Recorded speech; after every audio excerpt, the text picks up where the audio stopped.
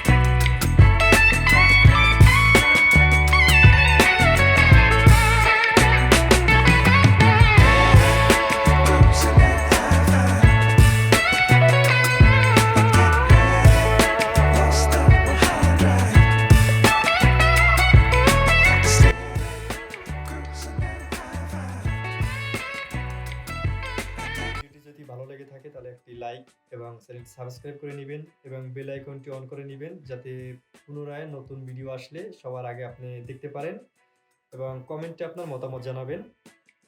Allah Hafez, good bye.